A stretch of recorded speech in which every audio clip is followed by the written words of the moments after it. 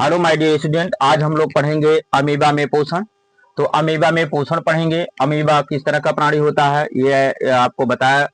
ध्यान दीजिएगा। अमीबा किस तरह का प्राणी होता है। अमीबा एक कोशिकीय प्राणी होता है। इसका शरीर पूरा एक कोशिका से ही बना होता है। इसका इस जीव का आकार निश्चित नहीं होता, ठीक है, और इसे प्रोटोजोआ संघ में रखा गया है। ठीक, अब आगे हम लोग चलते हैं। ध्यान दीजिएगा कि ये जो अमीबा होता है किस तरह का पोषण करता है। अमीबा जंतुओं की तरह पोषण करता है। जिस तरह से जंतु अपना पोषण करता है उसी तरह से अमीबा भी अपना पोषण करता है। इसीलिए इसे जंतुपोषी प्राणी माना जाता है। जंतु समपोषी भी माना कर सकते हो। क्या कर सकते हो? जंतु समपोषी प्राणी कहा जाता है। अब चलते हैं, हम लोग देखते हैं अमीबा में पोषण।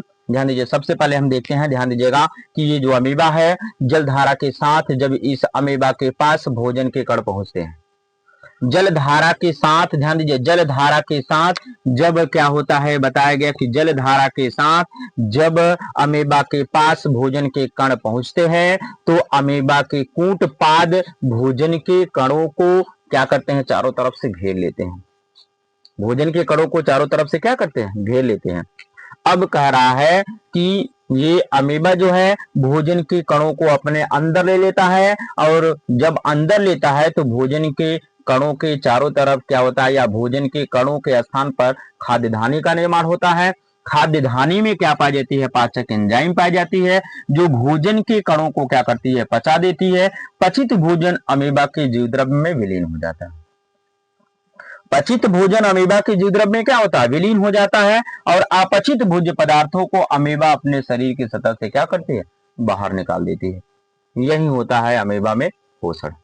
फिर एक बार चलते हैं अमीबा में पोषण, फिर एक बार चलते हैं, रिपीट करते हैं। अमीबा के पास जलधारा के साथ जब भोजन का कण पहुंचता है तो अमीबा के कूटपाद भोजन के कणों को चारों तरफ से घेर लेते हैं, और भोजन के कणों को शरीर के अंदर ले लेते हैं।